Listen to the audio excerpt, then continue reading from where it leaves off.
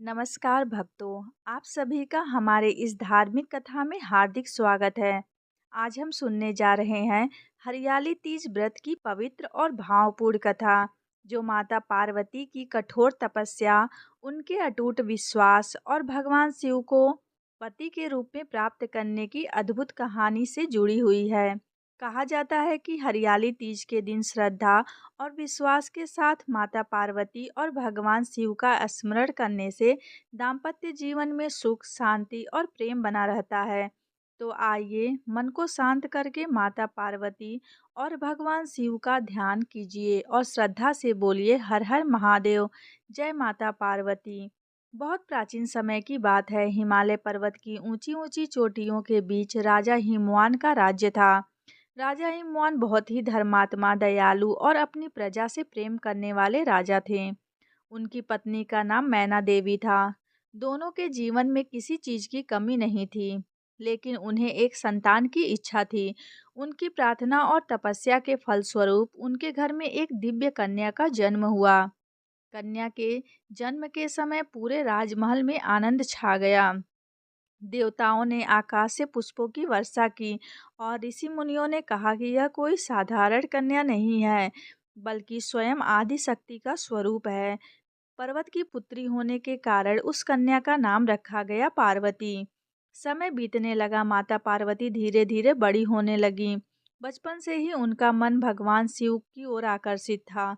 जब भी वे भगवान शिव की महिमा सुनती, उनके मन में एक अलग ही शांति उत्पन्न होती। एक दिन उन्होंने अपनी माता मैना देवी से पूछा, माँ, भगवान शिव कौन है? मैना देवी ने कहा, बेटी, भगवान शिव देवों के देव महादेव हैं। वे कैलाश पर्वत पर निवास करते हैं। वे बहुत ही दयालु, करुणामयी और त्यागी हैं। माता पार्वती ने उसी दिन मन ही मन संकल्प कर लिया कि वे भगवान शिव को ही अपने पति के रूप में प्राप्त करेंगी। उधर भगवान शिव संसार की मोहमाया से दूर कैलाश पर्वत पर तपस्या में लीन रहते थे। उनके शरीर पर भस्म लगी रहती थी, गले में सर्प सुशोभित रहता था, जटाओं में माँ गंगा विराजमान थी और मस्तक पर चंद्रमा सुशोभित था। भगवान शिव के पास संसार का कोई वैभव नहीं था, लेकिन उनके हृदय में संपूर्ण संसार के लिए करुणा थी। माता पार्वती भगवान शिव के इसी दिव्य स्वरूप से प्रेम करती थी। एक दिन देवऋषि नारद राजा हिमवान के महल में पहुंचे। राजा हिमवान ने उनका आदर सत्कार किया। नारद जी ने माता पार्वती को देखा और राजा हिमवान से कहा, राजन, आपकी पुत्री कोई साधारण कन्या नहीं है। इनके भाग्य में एक महान योग लिखा है। इनका मन भगवान शिव के चरणों में है। यदि आपकी पुत्री भगवान शिव को प्राप्त करना चाहती है, तो उन्हें कठोर तपस्या करनी होगी।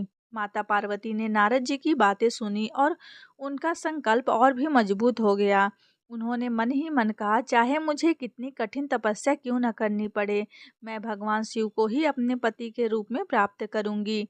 इसके बाद माता पार्वती ने राजमहल के सुख सुविधाओं का त्याग कर दिया। उन्होंने सुंदर वस्त्र और आभूषण छोड़ दिए और भगवान शिव की आराधना के लिए वन चली गईं।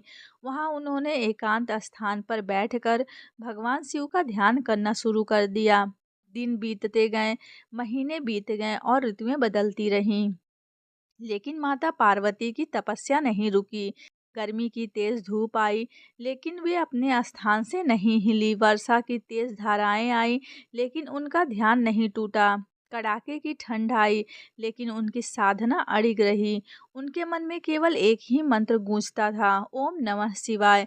कई वर्षों तक माता पार्वती ने कठोर तपस्या की। कभी वे केवल फल खाकर रहती, कभी पत्तों का सेवन करती और धीरे धीरे उन्होंने भोजन का भी त्याग कर दिया। उनका शरीर कमजोर होता गया, लेकिन उनका संकल्प और मजबूत होता गया। देवता भी उनकी तपस्या देखकर आश्चर्यचकित हो गए। एक दिन सावन का महीना आया, चारों ओर हरियाली फैल गई। पेड़ पौधे नई ऊर्जा से भर गए। आसमान में काले बादल छा गए, ठंडी हवाएं चलने लगी, मोर नाचने लगे और वन में झूले पड़ने लगे। सखियां सावन के गीत गाने लगी, लेकिन माता पार्वती का मन इन सांसारिक खुशियों में नहीं था। उनका मन तो केवल भगवान शिव के चरणों में था। माता पार्वती की एक सखी ने उनसे पूछा, देवी, आप इतनी कठोर तपस्या क्यों कर रही हैं? माता पार्वती ने कहा, मेरे जीवन का एक ही उद्देश्य है, मैं भगवान शिव को पति के रूप में प्राप्त करना चाहती हूँ। सखी ने कहा, लेकिन यदि भगवान शिव ने आपको स्वीकार नहीं किया तो? माता पार्वती मुस्कुराई और बोली, मेरा काम प्रयास करना है, परिणाम भगवान के हाथों में है। लेकिन मेरा विश्वास कभी नहीं टूटेगा। सावन की तृतीया का पवित्र दिन आया। चारों ओर हरियाली थी। माता पार्वती ने उस दिन भगवान शिव के लिए विशेष व्रत रखा।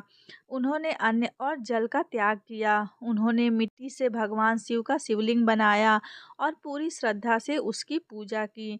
फूल अर्पित किए, बेलपत्र चढ़ाए और भगवान शिव का ध्यान करते हुए प्रार्थना की, हे महादेव, यदि मेरी तपस्या सच्ची है, यदि मेरे मन में आपके प्रति प्रेम सच्चा है और यदि मेरी भक्ति में कोई स्वार्थ नहीं है, तो कृपया करके मुझे अपनी पत्नी के रूप में स्वीकार कीजिए।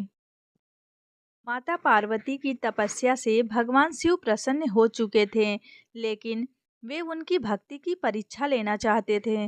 भगवान शिव ने एक साधु का रूप धारण किया और माता पार्वती के सामने पहुंच गए।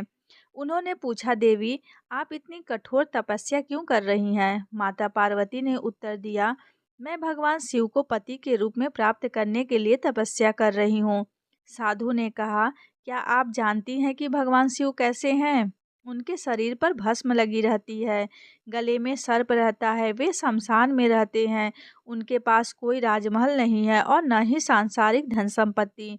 आप तो राजकुमारी हैं, आपको किसी बड़े राजा से विवाह करना चाहिए। माता पार्वती ने शांत स्वर में कहा, आपने भगवान शिव का केवल बाहरी रूप देखा है, मैंने उनके भीतर की करुणा देखी है।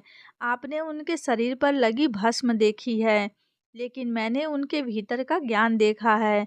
आपने उनके गले का सर्प देखा है, लेकिन मैंने उनके भीतर की शक्ति देखी है। आपने उनका वैराग्य देखा है, लेकिन मैंने उनके हृदय में संसार के लिए प्रेम देखा है। मेरे लिए भगवान शिव ही सर्वस्व हैं। मैं उन्हें छोड़कर किसी और को अपने पति के रूप में स्वीकार नहीं कर सकती। माता पार्वती के इन शब्दों को सुनकर साधु मुस्कुराए। अचानक चारों ओर दिव्य प्रकाश फैल गया। साधु का रूप समाप्त हो गया और माता पार्वती के सामने स्वयं भगवान विष्णु प्रकट हो गए। माता पार्वती ने भगवान शिव को देखकर उनके चरणों में प्रणाम किया। भगवान शिव ने कहा, हे पार्वती, तुम्हारी भक्ति, तपस्या और अटूट विश्वास से मैं प्रसन्न हुआ। तुमने अपने प्रेम में कभी स्वार्थ नहीं रखा, तुमने कठिनाइयों का सामना करके कभी हार नहीं मानी, तुम्हारी तपस्या सफल हुई। मैं तुम्हें अपनी अर्धांगिनी के रूप में स्वीकार करता हूँ। यह सुनकर माता पार्वती के आंखों से आनंद के आंसू बहने लगे। उनके हृदय में वर्षों की तपस्या का फल मिल चुका था। उस समय ऐसा लगा जैसे पूरी सृष्टि आनंद से भर गई हो। देवताओं ने पुष्पों की वर्षा की, गंधर्वों ने गीत गाए और ऋषि ऋषि मुनियों ने भगवान शिव और माता पार्वती की जय जयकार की। जब राजा हिमवान को भगवान शिव द्वारा माता पार्वती को स्वीकार किए जाने का समाचार मिला तो उनका हृदय आनंद से भर गया। भगवान शिव और माता पार्वती के विवाह की तैयारियां होने लगीं। देवताओं और ऋषि मुनियों को निमंत्रण दिया गया। भगवान शिव अपनी बारात लेकर हिमवान के महल पहुंचे।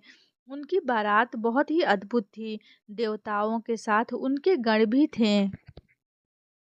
भगवान शिव का स्वरूप देखकर कुछ लोग आश्चर्यचकित हुए, लेकिन माता पार्वती ने भगवान शिव को उसी रूप में स्वीकार किया। उन्होंने भगवान शिव के बाहरी रूप को नहीं, बल्कि उनके दिव्य स्वरूप को देखा था। अंततः वह शुभ समय आया जब भगवान शिव और माता पार्वती का विवाह संपन्न हुआ। देवताओं ने मंगल गीत गाए, आकाश से पुष्पों की वर्षा हुई, चारों दिशाओं में आनंद की लहर दौड़ गई और माता पार्वती कि वर्षों की तपस्या सफल हुई और वे भगवान शिव की अर्धांगिनी बन गई। कहा जाता है कि हरियाली तीज की इसी पवित्र स्मृति से जुड़ा हुआ पर्व है। सावन के महीने में जब प्रकृति चारों ओर हरियाली भर जाती है, तब महिलाएं माता पार्वती और भगवान शिव की पूजा करती हैं। हरे वस्त्र पहनती हैं, मेहंदी लगाती हैं, झूले झूलती हैं और माता पार्वती से अपने परिवार के सुख समृद्धि की प्रार्थना करती हैं। सुहागिन महिलाएं अपनी पति की लंबी आयु और दाम्पत्य जीवन में सुख शांति की कामना करती हैं। वही कुंवारी कन्याएं भी माता पार्वती की पूजा करके मन चाहे और योग्य जीवन साथी की कामना करती हैं। लेकिन इस व्रत का सबसे बड़ा संदेश केवल मनोकामना पूरी करना नहीं है, इसका सबसे बड़ा संदेश है विश्वास, धैर्य और समर्पण। माता पार्वती की कथा हमें सिखाती है कि जीवन में कठिनाइयाँ कितनी भी बड़ी क्यों न हो, यदि मन में विश्वास हो तो हमें अपने लक्ष्य से पीछे नहीं हटना चाहिए। माता पार्वती ने राजमहल के सुखों को छोड़कर कठिन तपस्या की।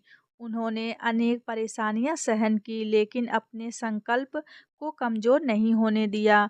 उन्होंने भगवान शिव के बाहरी स्वरूप को नहीं, बल्कि उनके वास्तविक स्वरूप को पहचाना। यही सच्चे प्रेम और सच्ची भक्ति की पहचान है। आज के जीवन में भी यह कथा हमें बहुत बड़ी सीख देती है।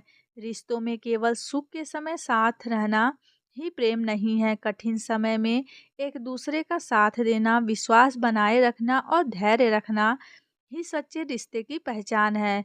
माता पार्वती और भगवान शिव का संबंध हमें प्रेम, विश्वास और त्याग, सम्मान का संदेश देता है। इसलिए हरियाली तीज के दिन जब भी आप माता पार्वती और भगवान शिव की पूजा करें, केवल अपनी इच्छाओं के लिए प्रार्थना न करें। उनसे यह भी प्रार्थना करें कि हमारे मन में धैर्य रहे, हमारे परिवार में प्रेम रहे, हमारे रिश्तों में विश्वास रहे और हमारे जीवन में सदैव धर्म और सद्बुद्धि बनी रहे।